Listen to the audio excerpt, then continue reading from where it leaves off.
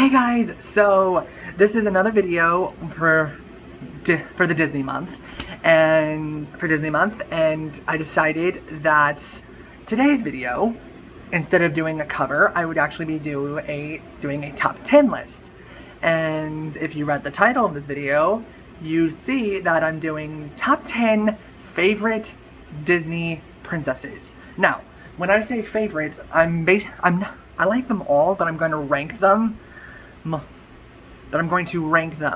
From number 10 being my least favorite to number 1 being my favorite. So let's get started with number 10.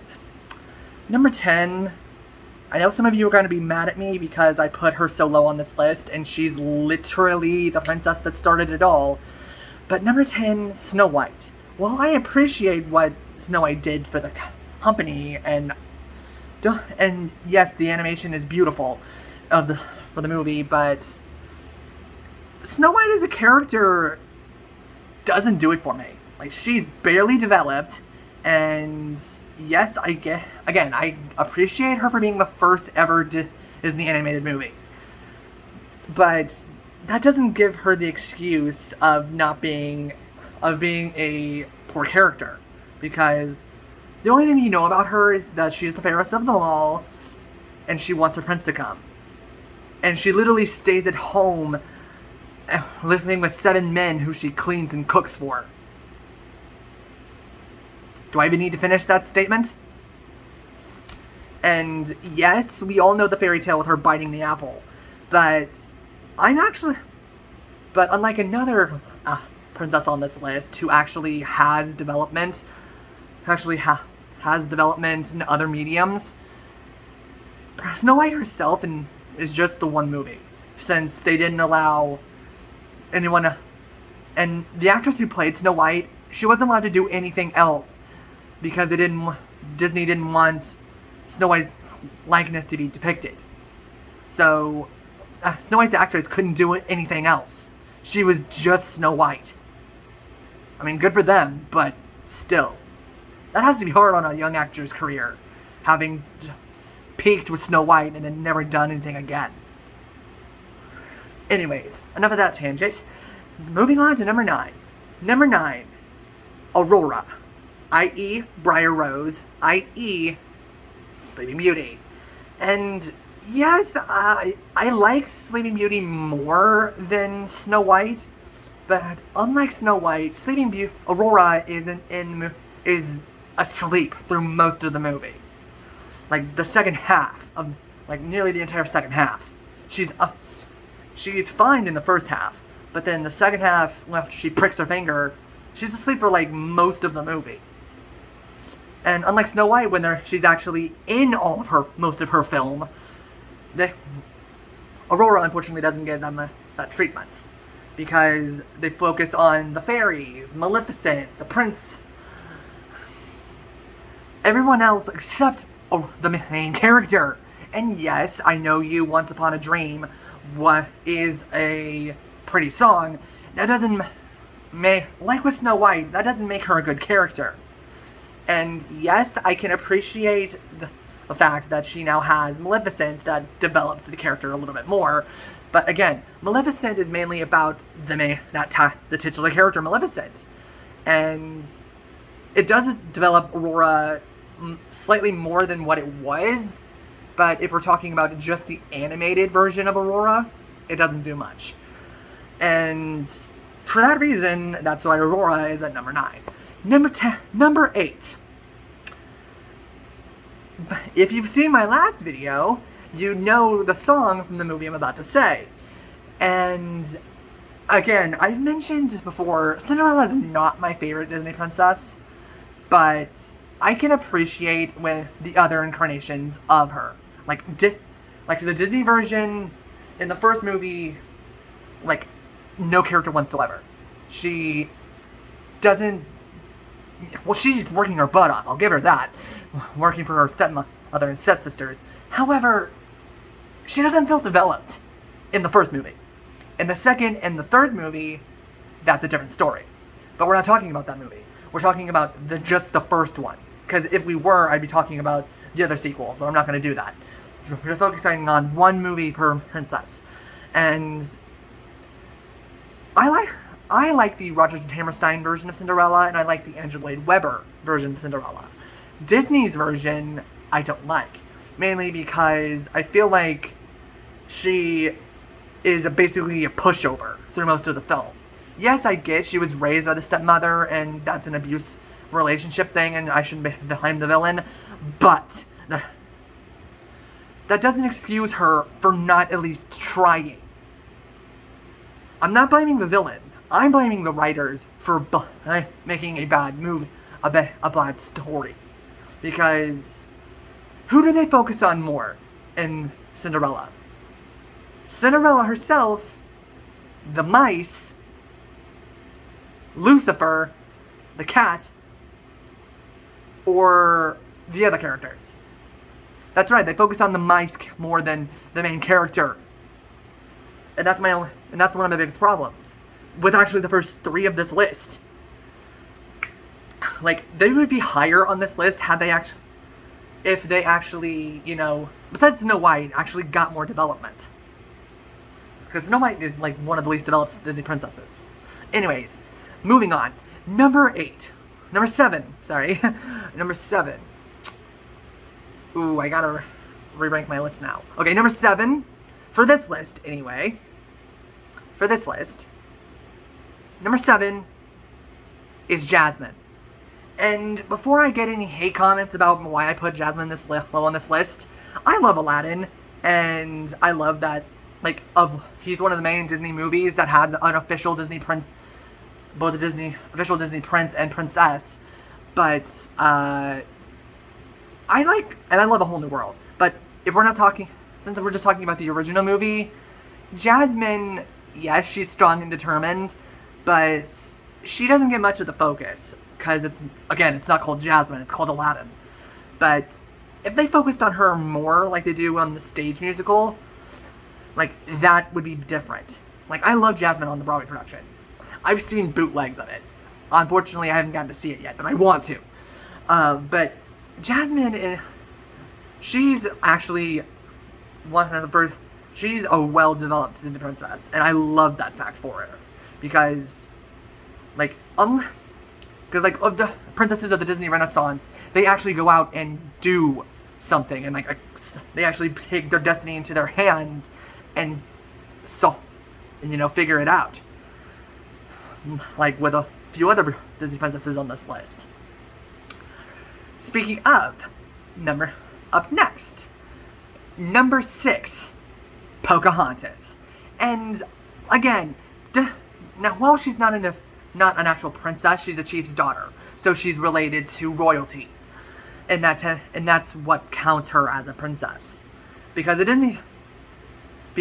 part of what being a Disney princess is you have to commit an act of heroism, Mulan. You have to be part royalty. You have to be related to royalty, which is a lot of them. Marry or be related to royalty. And for all but one of them, you have to be human. Thus why Nala is not an official Disney princess, sadly, because she's not human. Even though one of them is a bit of a different factor. But I'm pretty sure you guys know which one I'm talking about, which will be later on in this list. But Pocahontas, honestly, while she doesn't get married to her love interest, she does commit an act of heroism. Not only saving John Smith and showing the error of their ways. And whilst I know a lot of people don't like the Disney's telling of Pocahontas, I personally prefer it because they don't need to show kids what actually happened to the Native Americans. But I'm not going to go on a rant about that. I love Colors of the Wind, I love Just Around the River Bend, and I love Savages. So, the songs in this movie are great. And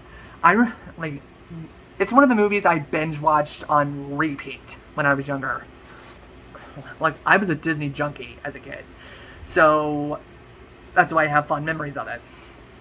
And that's why I love having Disney Plus now. so I can literally watch it those movies whenever I want. Anyways, number 5 on this list anyway. Number 5, Mulan. Mulan is a controversial topic right about now because of the awful live action remake. Yeah, I said it. The remake was awful. I prefer the animated movie. And I'm pretty sure everyone else does too. Because they took everything good of the original animated musical, i.e. Mushu, i.e. Shen Yu, i.e. the musical numbers, and like took what was good about the original story and broke it in two.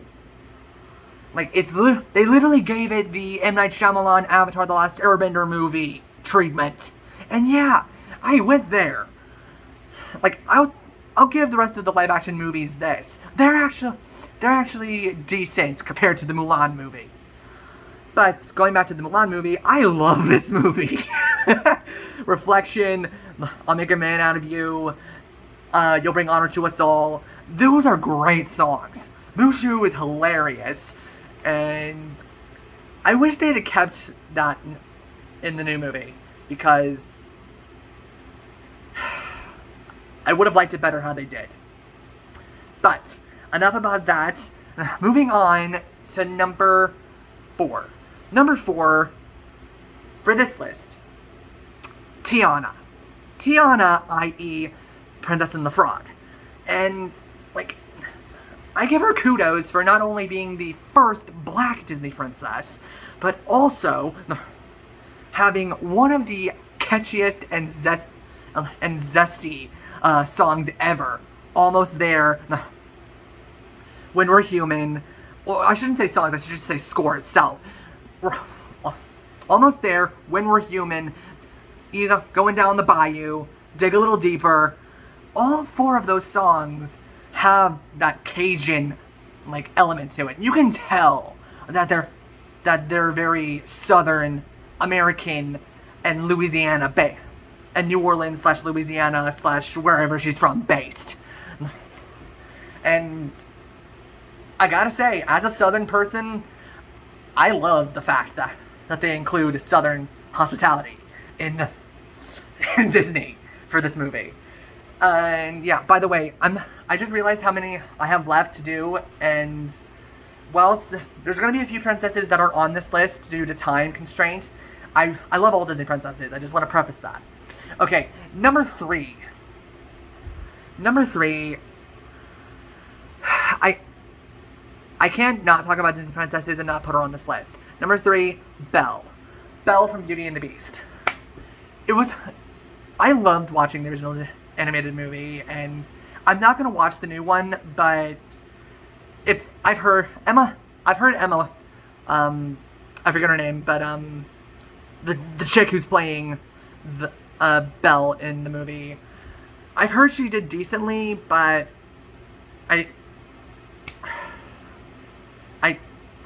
I'm partial to the original one, because whilst yes, it's the same version, it's basically the same as it's still a musical, but I grew up with the Disney animated one, and I haven't watched any of the live action movies besides Mulan originally, and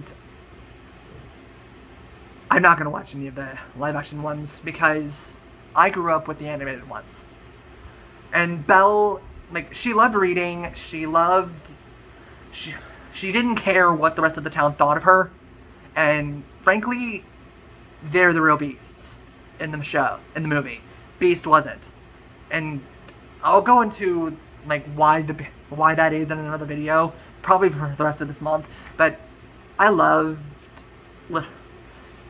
Little Town, and I Went Adventure in the Great White Somewhere, and the fact that not only it was one, again, I could go on and on about how much I love Belle, but for those reasons, that's why she's at this list. Alright, number 3, actually I don't remember what number I'm on, Number, I think, 3? I think? I'm messing up, but anyways, keep going. Belle was number 3. Number 2, Rapunzel from Beauty and the Beast. From Tangled, sorry. Rapunzel from Tangled. Yes, she's not... I loved Rapunzel. I loved the retelling of the story, because I know that the original fairy tale wasn't as chipper as it should have been, but that's because Hans Christian Andersen didn't write his book for kids originally, and they had to take liberties. But Rapunzel, all she wants to do is go and see the Northern Lights, and she is not afraid to kick butt when she needs to, much like Mulan was. And her song, and her solo song, When Will My Life Begin, Mandy Moore, who's her voice actress, does amazingly in the show, in the movie, and I'm pretty sure I See the Light is basically the Flan and Rapunzel version of A Whole New World, because it's the same aspect, really. And it's also another song for the Disney princess that's left. And if you guys know the Disney princesses, you know which one's left. Well, there's 2, but again, there's 3 in the actually no, there's 4 left in the lineup, but 2 of them are queens, so they don't count on this list. And the other, I haven't seen her movie that often. But enough about Rapunzel. That's why she's on as number 2. Number 1 on my list, before I go into it, honorable mention, Merida, Anna, Elsa, and Vanellope von Schweetz. But now that I got that out of the way, number 1, my favorite Disney princess, Ariel.